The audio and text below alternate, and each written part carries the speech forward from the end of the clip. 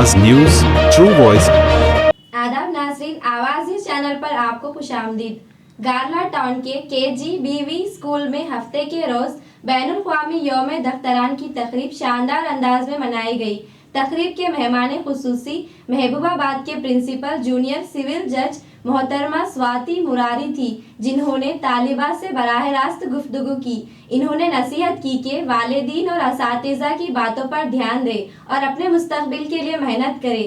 तालीम ना होने की बुनियाद पर किसी को कमतर ना समझे, बल्कि खुद एतमादी के साथ आगे बढ़ें। ఫస్ట్ అయితే మీ అందరినీ ఎండలో వేడిలో వెయిట్ చేయించినందుకు చాలా చాలా సారీ. అక్కడ వెల్కమ్ చాలా బాగుండిందండి. Thank you very much girls.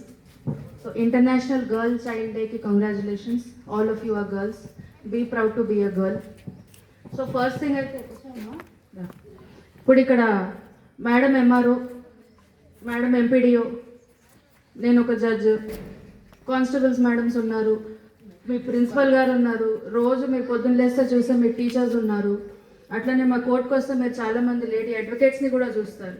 ఇన్ని ప్రొఫెషన్స్లో ఇప్పుడు ఇంతమంది ఆడవాళ్ళు వస్తున్నారండి. మీరేమని అనుకున్నారు? మీరేమవుదాం అని పెద్దగా ఏమని అనుకున్నారా లేదా? ఏ క్లాస్? 6th to intermediate. ఇప్పుడు కూర్చున్న వాళ్ళు ఏ క్లాసెస్? All classes. ఏమైనా అనుకున్నారా అండి పెద్దగా ఇట్లా ఏదాం అది అవుదాం అని చెప్పి? ఎవరైనా ఎవరు అనుకున్నారు? Collector, congratulations and all the best.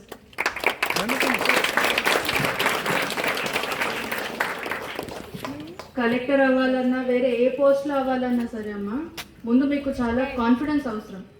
తర్వాత చదువుకోవాలి. ఆ చదువు ఎందుకు చదువుకోవాలి? The purpose of education is very very important. ఊరికనే మా అమ్మ నాన్న లేచిన 3 years వచ్చిన తర్వాత స్కూల్కి పంపించేశారు అని చెప్పి స్కూల్కి రావడం కాదు.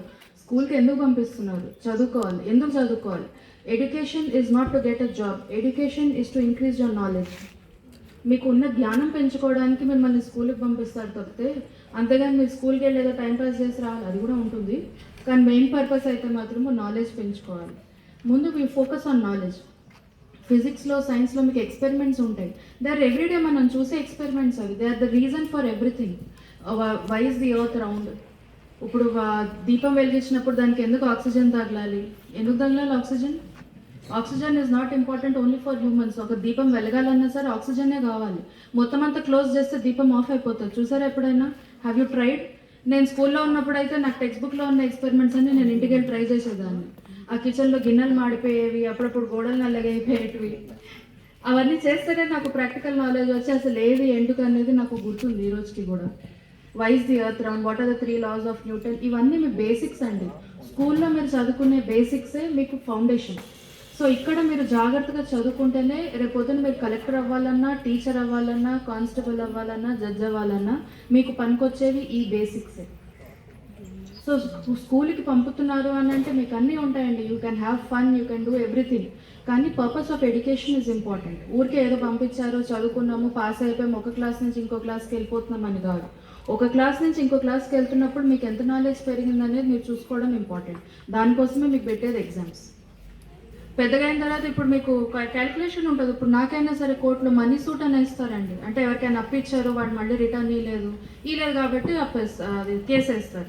ఆ కేసులో వాళ్ళు క్యాలిక్యులేట్ చేస్తారు. 1,00,000 రూపాయలు ఇచ్చాను, 1,00,000 రూపాయలు ఇచ్చి 3.5 సంవత్సరాలు అయిపోయింది. దాని మీద సింపుల్ ఇంట్రెస్ట్, కంపౌండ్ ఇంట్రెస్ట్ అదంతా క్యాలిక్యులేట్ చేసి టోటల్ అమౌంట్ వేస్తారు. ఆ టోటల్ అమౌంట్ కరెక్టా లేదా, ఆ క్యాలిక్యులేషన్ కరెక్టా లేదా అనేది డిసైడ్ చేయాలి. What is that? That is again 6th class mathematics. So 6th classలో మీరు మ్యాథమెటిక్స్ సరిగా చదవకపోతే మీరు ఏ పోస్ట్లో ఉన్నా సరే waste. If you are not able to calculate the amount and if you are not able to decide whether that amount is right or not. ఎందుకంటే మీ చదువు మరి ఇంత కష్టపడి మీరు చదివింది ఎందుకు? ఇంత కష్టపడి మీ పేరెంట్స్ మిమ్మల్ని చదివించింది ఎందుకు? మీ టీచర్స్ పెట్టిన ఎఫర్ట్స్ అంతా వేస్ట్ అయినట్టు. అవునా కాదా? అట్లనే ఇప్పుడు ఇంగ్లీష్ అంటారు. ఇంగ్లీష్ ఈజ్ అ లాంగ్వేజ్, అసలు మన భాష కానే కాదు. ఐ టోటలీ అగ్రీ, అందులో ఏమాత్రం తప్పు లేదు. మాతృభాష అందరికంటే మంచిది. కానీ రేపొద్దున ఉద్యోగం తెచ్చుకున్న తర్వాత అవతల వాళ్ళు ఇంగ్లీష్లో మాట్లాడుతున్నప్పుడు వాళ్ళు ఏం మాట్లాడుతున్నారనేది మీకు అర్థం అవ్వాలి కదా. నాకు అవసరం లేదు, నేను చదవను, అసలు అది మన భాష కాదని మీరు అనడానికి లేదండి. అది అవసరం. ఉద్యోగం చేయాలి అని అంటే కొన్ని అవసరం. అందులో అవసరం ఏంటి అంటే మీకు ఇంగ్లీష్ తెలిసి ఉండాలి. మీ దగ్గర పడే దాఖలాలు కానీ, మీరు చదవాల్సిన డాక్యుమెంట్స్ కానీ అంతా ఇంగ్లీష్లో ఉంటాయి. అవతల వాళ్ళు మీరు మీతో ఇంగ్లీష్లో మాట్లాడుతున్నప్పుడు మీకు ఇంగ్లీష్ రాకపోతే ఎట్లా? మీకు మాట్లాడడం వచ్చే అవసరం లేదు, కనీసం అర్థం అవ్వాలి కదా వాళ్ళు ఏం చెప్తున్నారు అనేది. Grammar is important. ద ఎప్పుడు వాడాలి, ఏ ఎప్పుడు వాడాలి, కామా ఎందుకు పెడతారు, ఫుల్ స్టాప్ ఎందుకు పెడతారు అనేది మీకు తెలిసి ఉండాలి. పార్ట్స్ ఆఫ్ స్పీచ్ ఉంటాయి, పంక్చుయేషన్స్ ఉంటాయి. అందులో మాకు 1 మార్క్ ఉండేది. ఒక్కొక్క పంక్చుయేషన్ ఒక సెంటెన్స్ మొత్తం ఇచ్చేసి ప్లేస్ ద పంక్చుయేషన్స్ అని అనేవారు. సో ఒక్కొక్క పంక్చుయేషన్కి దేర్ వాజ్ ½ మార్క్ అనమాట. కామా కరెక్ట్ ప్లేస్లో పెడితే ½ మార్క్, ఎక్స్క్లమేటరీ పెడితే ½ మార్క్, క్వశ్చన్ మార్క్ పెడితే ½ మార్క్. సో అదంతా నేర్చుకుంటేనే రేపు పొద్దున్న మీరు రాసేటప్పుడు, లెటర్స్ రాసేటప్పుడు కూడా మీకు తప్పులు లేకుండా ఉంటాయి. That is the importance of English. మీకు ఉద్యోగంలో అది కావాల్సింది, it is a necessary requirement. అందుకనే నాకు కాదని అనడానికి లేదు. కలెక్టర్ అవుతానని అడుగుతాను. కలెక్టర్ అయినప్పుడు ఉట్టి తెలుగు మాట్లాడే వాళ్ళే దాని దగ్గరకు వస్తారని ఎట్లా అనుకుంటారండి?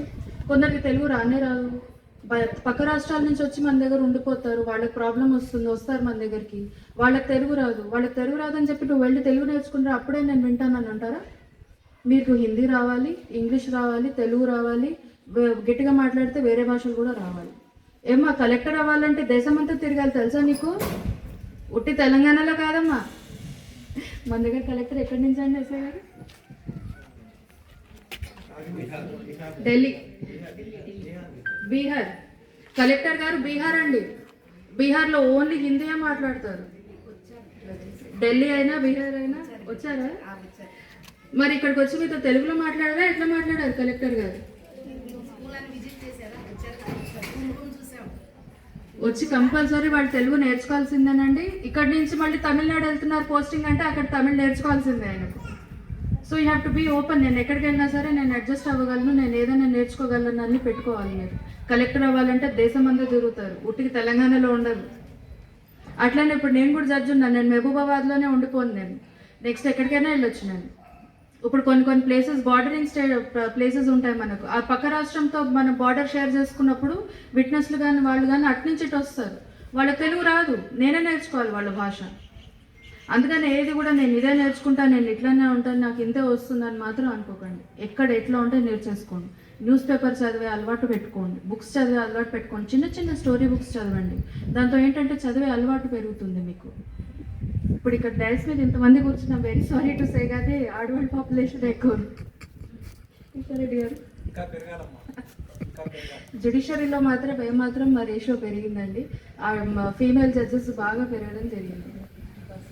డెఫినెట్లీ రిజర్వేషన్ ఉన్నా లేకపోయినా ఇప్పుడు ఆడవాళ్ళే వస్తున్నారు. That is the point. మెరిట్లోనే వచ్చేస్తున్నారండి అమ్మాయిలు, రిజర్వేషన్ అవసరం లేకుండానే వచ్చేస్తున్నారు. సో రిజర్వేషన్ ఉన్నా లేకపోయినా the purpose of education is to increase your knowledge. నాలెడ్జ్తో పాటు సంస్కారం ఎప్పుడూ మర్చిపోవద్దు.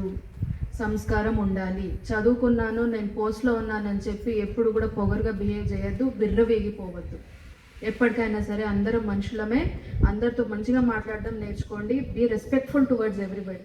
అది ఎవరైనా కానివ్వండి. మీరు చదువుకున్నారు కాబట్టి అవతల వాళ్ళకి చదువు లేదని చెప్పి వాళ్ళని చిన్నచూపు చేసి చూసే అవసరం లేదు. వాళ్ళు చేసే పనులు మీరు చేయలేరు. వాళ్ళకి తెలిసిన నాలెడ్జ్ మీకు ఎప్పటికీ రాదు. అర్థమవుతుందా? మీరు 4 గోడల్లో కూర్చొని చదువుకునేది వాళ్ళు బయట ఎప్పుడో నేర్చేసుకున్నారు. అందుకని ఎప్పుడు కూడా పొగరుగా బిహేవ్ చేయొద్దు. Knowledge is very important. Knowledge is keep you to the ground. 2 కాళ్ళు ఎప్పుడు కూడా నేల మీద పెట్టుకుని నడవడం నేర్చుకోండి. ఎప్పుడు కూడా గాల్లో తేలవద్దు. Be careful, be happy, and all the best to everybody.